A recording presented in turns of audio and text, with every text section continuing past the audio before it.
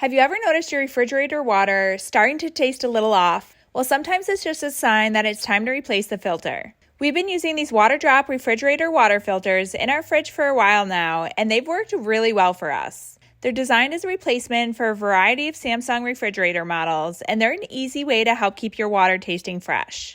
One thing I like is that installation is simple and straightforward. Swapping out the old filter only takes a few seconds, and the included reminder stickers make it easy to keep track of when it's time for the next replacement.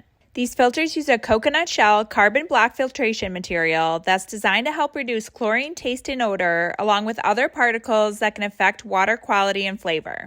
This pack comes with 3 filters, which is really convenient if you like having replacements on hand. Since each filter is designed to last up to 6 months, depending on water usage and conditions, a multi-pack can help you stay stocked up for a while. If you're looking for a compatible replacement filter for your Samsung refrigerator and you want an easy way to maintain fresh tasting water, definitely give these a try.